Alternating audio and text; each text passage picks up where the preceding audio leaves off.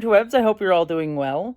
So I just want to kind of discuss a recent mini controversy surrounding actor and comedian John Cleese, who many of you may remember from his work on Monty Python all those years ago, the TV show Fawlty Towers as well. And then there's like a big comedy movie that I remember loving, that like Wanda. It was something to do with like a fish called Wanda. I finally remembered it. I was like sitting here trying to remember before recording. I could not remember it. A Fish Called Wanda. Great movie. I enjoyed it a lot. He's a comedian that I liked a lot. But unfortunately, over the past few years, he's been embroiled in a lot of controversies surrounding his views on trans people. He's by no means been like the worst in terms of his views on trans people. He's not saying like Matt Walsh level things like they're grooming children and, you know, they're trying to get the kids and all that jazz. But he has done a lot of that sort of like centrist viewpoint of saying like, oh, trans people are being hysterical, they're over too much, they're harassing people like J.K. Rowling. That sort of centrist view that ultimately puts his weight behind defending those causing the harm and thereby allowing the harm to continue. And that's not to say it is benign by any means. It is absolutely awful. So he's definitely not in trans people's good book and you know, enabling a lot of harm, at least with the small amount that he's able to do with his platform at this point.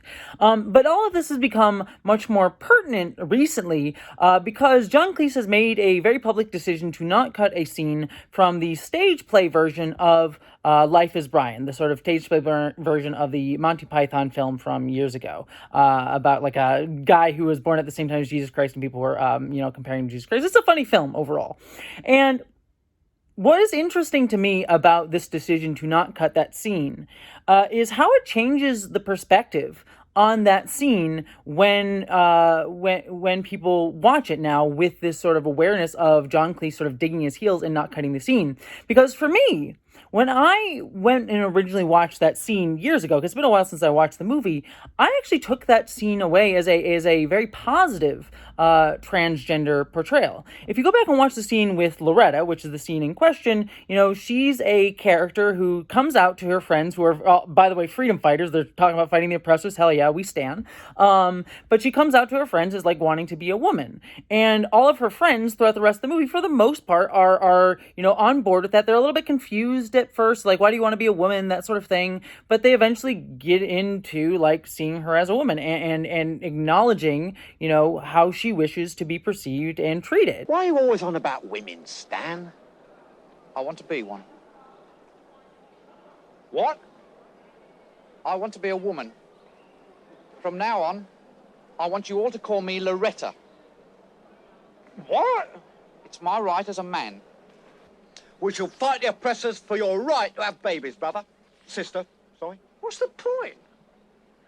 For the most part, John Cleese's character, funnily enough, is the one who doesn't do that as easily. Some interesting ironies there. But overall, that's the character, and for the most part, the scene. And I remember taking that away from the scene when I initially watched it. It's like, oh, this is, it's couched in some of the language of the time, and it's not perfect, but, this is made in the 70s, and for the 70s, it's pretty decent in terms of people accepting a trans woman in a sort of mainstream film like this. Not to say that trans people shouldn't have been accepted in the 70s, and they were accepted by people in the 70s who actually got it, but in a mainstream movie, this was decent. But now the interesting thing is now that John Cleese is sort of like digging in his heels and saying, I am not going to cut out this scene, it makes you go back and look at that scene from a fresh pair of eyes and say, okay, the reason he's digging in his heels now is not because he wishes to say, this is trans supportive, but because he wants to dig in his heels against like who he sees as like, the trans agenda, sort of harassing me and J.K. Rowling and all that jazz.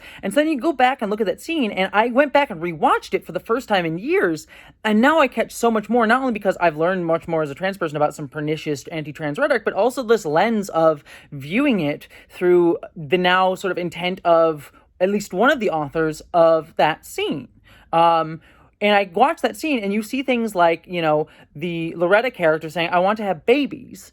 And everyone's sort of being like confused, like, you can't have babies. John Cleese's character is like, she doesn't understand reality. Well, why do you want to be Loretta, Stan? I want to have babies. You want to have babies? It's every man's right to have babies if he wants them. But you can't have babies. Don't you oppress me. I'm not oppressing you, Stan. You haven't got a womb. Where's the fetus going to gestate? You're going to keep it in a box? What? What's the point of fighting for his right to have babies when he can't have babies? It is symbolic of our struggle against oppression. Symbolic of his struggle against reality. And I sort of like look at that now and I'm like, oh, that is how a lot of people sort of do disinformation against trans people. We're often seen as not understanding biological reality. Like I, as a trans woman, think I can have babies, or that I'm changing my biological like sex, or getting myself a womb, that I don't understand how my body works, or things like that. And I wish to say biological sex is a very complicated topic and is also itself a spectrum. But in terms of, understanding that I can't get babies as a trans woman, I'm well aware of that. And I know that for sure. But a lot of disinformation is that trans people are hysterical, don't understand, we aren't getting reality. And so you watch that scene now, you're like, oh, there's all these narratives there. And it sort of reframes your memory and understanding of a scene like that and the context in which you view it. And it goes to show how, we talk about this thing like death of the author, and how we try to remove authors from how we view work. But, that's just often a way to sort of dismiss our feelings on the author themselves, especially when that author is still alive and perpetuating harm. Death of the author is a way to critically analyze a work of art. You can look at a work of art, sans the context of work, to analyze and say, this is sort of a way we can view this, in and of itself on its own terms. And if we do that with this scene, we can talk about the positives and negatives of it, because no scene, no movie is just one thing, but can have both good and bad within its text.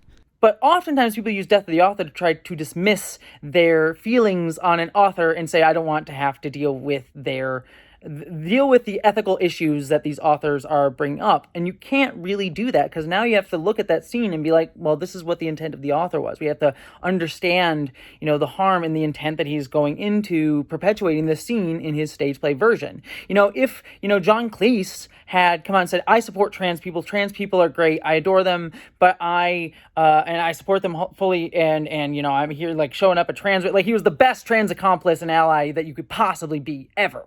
But he said, I'm not going to cut the scene because I want to preserve what it was. I would still look at that scene with a slightly different era, being like, I don't love it for this sort of stuff, but I see that there's like some good in here that he's trying to preserve as an artist. And, I see that with like a lot of different artists. You look at something like Ursula K. Le Guin. Throughout her lifetime, she made the books Earthsea books. And in the first few Earthsea books, she doesn't say that, she in fact directly says that women can't be wizards. Something that she wrestled with in her later books in the Earthsea series.